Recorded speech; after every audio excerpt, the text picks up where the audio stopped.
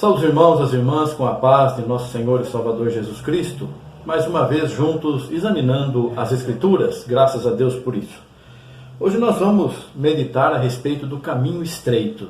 É uma coisa que todos os dias devemos meditar sobre isso, as várias formas que Deus conversa conosco, Deus mostra para nós, o Senhor Jesus nos anima, nos dirige e ensina a trilharmos este caminho estreito. Então nós vamos ver hoje aqui um versículo, nós vamos meditar em um versículo, o Salmo 119, o versículo 105, muito conhecido.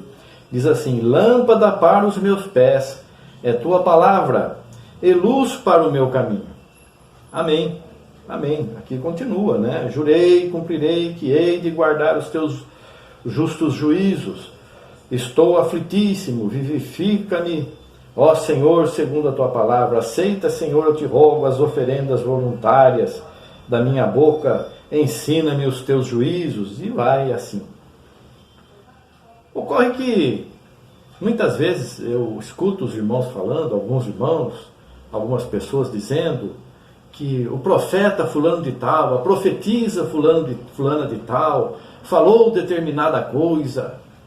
Sim, eu acredito que Deus fala por profecias, e é uma promessa de Deus, é um dos dons de Deus, né? A profecia vem para redarguir, corrigir, animar, mas nunca para que você decida alguma coisa da sua vida.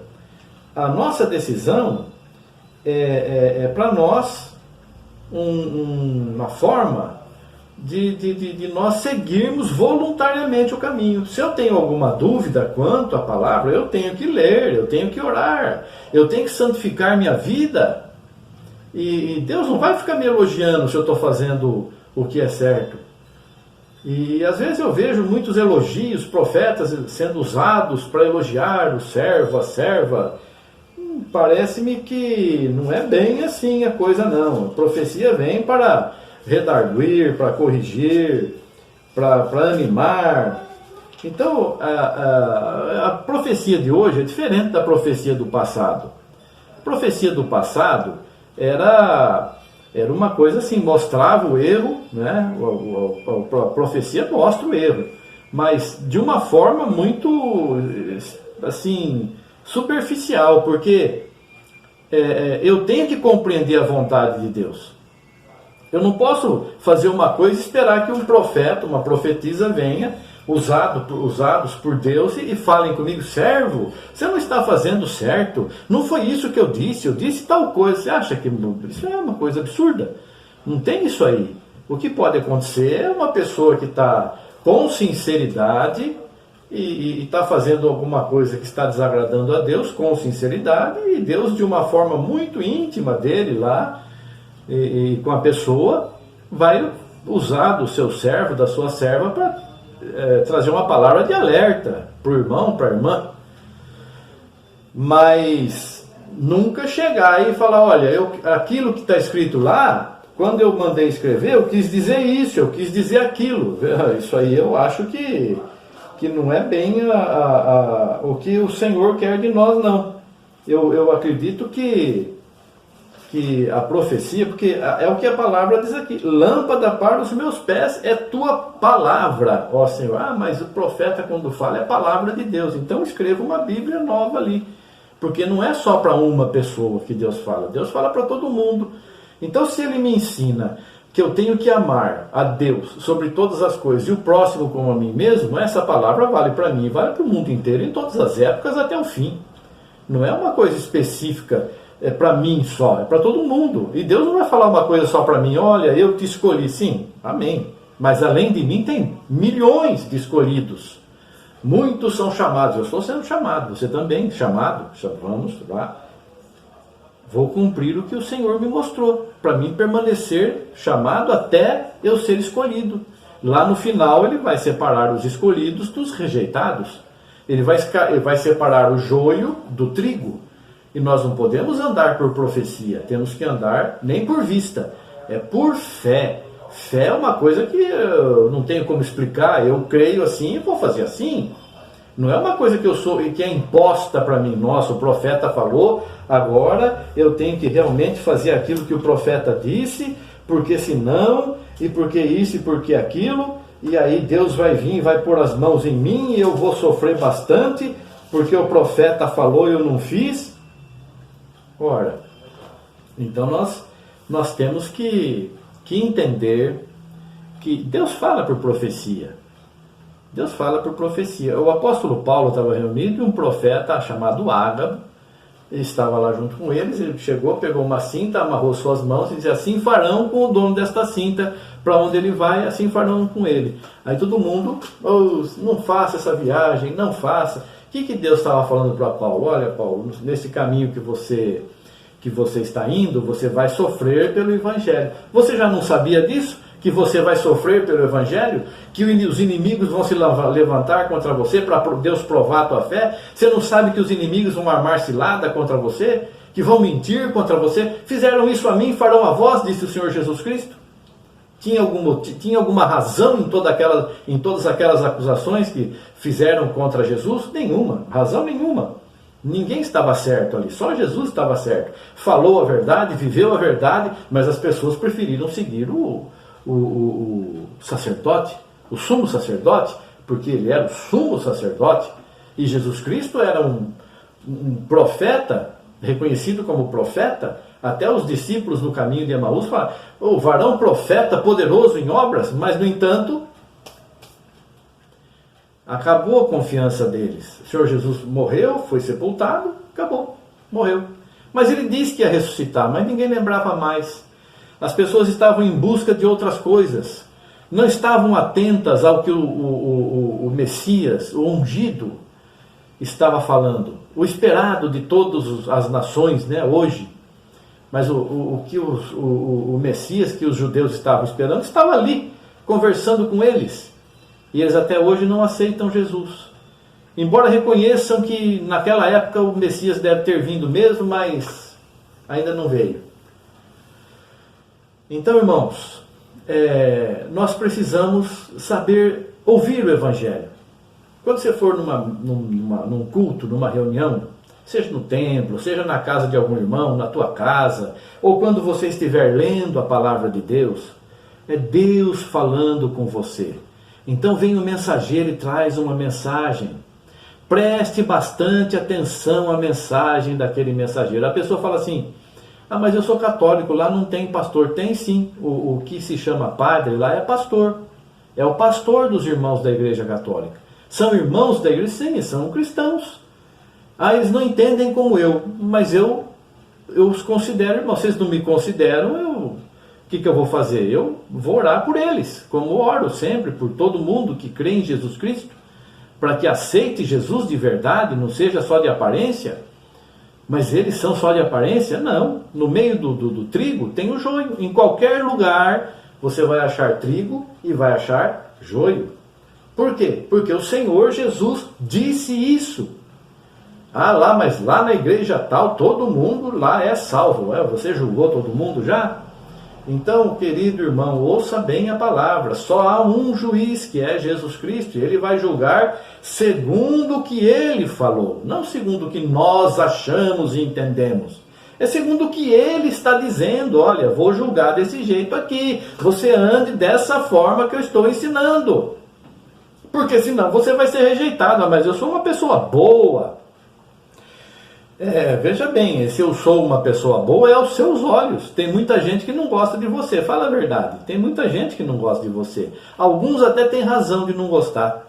Assim como eu também penso: será que aquela pessoa, será que eu fiz alguma coisa ruim? A pessoa nem olha no meu rosto, vira o rosto, sai de perto. O que eu fiz para agravar tanto assim essa pessoa? Eu não quero ter inimizade com ninguém, quero ter comunhão com todo mundo. Eu amo todo mundo, quero que todo mundo seja salvo, porque essa é a vontade também do meu Senhor Jesus Cristo. Quer que todos os homens se salvem. Ele não tem prazer na condenação, ele tem prazer na salvação. Ele quer que nós sejamos salvos. E eu também quero, meu mestre quer, eu também. Porque quem sou eu para falar que não? Então eu amo a Jesus Cristo e eu obedeço. E eu sou guiado pela palavra dele. E a palavra dele manda eu ter comunhão, amor e paz com todo mundo. eu não tenho condição de ficar indo na casa de todo mundo, não tenho, é impossível isso, mas no meu coração amo todo mundo, quero o bem de todo mundo, quero conversar e ter intimidade, comunhão, intimidade cristã com todo mundo, falar da palavra, meditarmos, trocarmos alguma experiência, algum ensinamento, ajudar uns aos outros. Não, mas o fulano já é tal coisa. Não, ninguém já é. Ninguém nós somos todos iguais, não tem maior e menor. Às vezes, os irmãos, Deus abençoe os irmãos que estão sempre acompanhando aí as mensagens. Às vezes eu recebo elogios, eu falo, glória a Deus, porque eu não sei, irmãos, eu não sei o que você está precisando, eu não conheço a Bíblia toda, eu fico às vezes aqui, Senhor, me dirija, me mostra. E ele falou assim, a luz para você seguir pelas trevas, porque nós estamos num mundo de trevas, e como que nós vamos seguir nas trevas? Precisamos de luz. Que luz que nós vamos ter? A luz é a palavra de Deus. Lâmpada para os meus pés é a tua palavra, e luz para o meu caminho. Então, como que nós vamos seguir nesse caminho estreito aqui? Com a luz de Deus, que é a palavra dele. Então ele falou para mim, fala isso para as pessoas. Eles falam muito desse versículo, mas eles não estão atentos ao que estão lendo. Não se deixe guiar por profecias, por interpretações. Às vezes eu escuto, vejo muitas mensagens bonitas, escuto pastores, irmãos, irmãs, falando, olha, você isso, esta mensagem e tal, e a gente fala, puxa vida, que coisa bonita. Não, é bonito, mas é um bonito assim, é bonitinho, deixa lá, eu vou seguir aquilo que eu creio, porque eu não posso ficar mudando o meu entendimento, o meu pensamento, porque eu falar uma coisa bonita aqui, eu vou seguir essa pessoa porque falou uma palavrinha bonita. Às vezes aquele que vem com uma palavra rude, que vem mostrando, olha, cuidado aí, você está pisando aí tá para cair no buraco aí, cuidado, você vai morrer, hein? Cuidado aí o caminho que você está seguindo. Às vezes, opa, peraí, será que é comigo isso? Senhor, o que eu estou fazendo? Me dirija, eu vou entrar em oração já. Senhor, me dirija, tenha misericórdia, me abençoa, proteja, me livra do mal. E Ele livra, porque eu estou fazendo com sinceridade. Se eu estou fazendo alguma coisa errada, mas eu estou na luz de Deus, que é a palavra dele. Se eu não fizer as coisas pela minha convicção, pela minha fé, pelo que eu entendi, eu estou vivendo uma fé que não é minha. Estou vivendo a fé de outras pessoas. Então, irmãos e irmãs, estão acontecendo coisas terríveis no mundo, né? São pandemias e enfermidades e coisas terríveis. E agora também guerras, que sempre tiveram guerras, né? E rumores de guerras. Ai, vai acabar o mundo. Não, o mundo ainda vai demorar bastante, tem que passar um milênio ainda para chegar a pegar fogo em tudo. Vai para o Satanás ser lançado no lago de fogo e enxofre. O diabo não está lá ainda não, viu, irmãos? O diabo ainda está fazendo estripulia aí, matando muita gente na fé. Ele só vai ser lançado no inferno, no lago de fogo e enxofre, lá no final, que é depois dos 1000 anos de paz, que o Senhor vai estar reinando, e a igreja junto com o Senhor. Então tem muito tempo, mas o que nós temos que olhar é o momento do nosso encontro com Jesus, que aí estaremos para sempre com o Senhor. No arrebatamento. E quando esse arrebatamento vai acontecer? Vai ser um arrebatamento que de repente todas as pessoas desaparecem e tal? Examina bem, hein? Examina bem. Lá está escrito que é necessário que venha o anticristo primeiro, antes do arrebatamento. Então veja bem, entenda a luz de Deus, como Deus está iluminando o teu caminho com a palavra dele. Entenda o que ele está dizendo para você. Não, mas eu sou dessa igreja, essa igreja crê assim. Muito bem, é a tua escolha. Você quer seguir a igreja que é contra a palavra de Deus, você siga, mas saiba que você está desagradando a Deus e provavelmente Deus não está se agradando disso. Você está desagradando a Deus. Você está rejeitando a palavra dele. Então, fale em 1 ou 2 profetas. Quando levantar o primeiro, ou 2 ou 3 profetas, se um estiver falando, levantar o segundo, cale-se o primeiro, para que todos tenham oportunidade, para que todos aprendam. Todos aprendam o quê? Todos aprendam o quê? A profetizar. Porque muitas pessoas dão lugar à carne. Eu estou com uma vontade de falar para aquela pessoa lá que ela está errada. Então eu, Micais de Miqués, Balabadaias, e servo meu, porque tem feito isso e porque tem feito aquilo. Muda de vida, porque senão virei sobre ti. Nossa, que palavra, que profecia terrível. Só falta falar o nome, né? Às vezes até põe a mão na cabeça da pessoa. E não é bem assim, né, irmãos? A pessoa tem que se converter. Não adianta profecia. Se a pessoa não se converter para deixar de fazer o erro, não adianta profecia. Será que a pessoa não está vendo que Deus está vendo tudo que ela está fazendo? Ou ela está enganando, mentindo, prostituindo e acha que isso não é pecado? Então foi mal ensinada, né? Então não tem à frente o pastor. O pastor é Jesus Cristo. Ele nos comissiona, vai lá e fala isso. Vai lá e fala aquilo. Ele deu o dom de pastor, mas nós não somos pastor. Nós somos obreiros, estamos na seara do Senhor. Vai lá e fala isso. Eu venho e falo isso. Vai lá e fala aquilo. Vou lá e falo aquilo. Ensina isso aqui. Ele me ensina, eu venho e ensino para os irmãos.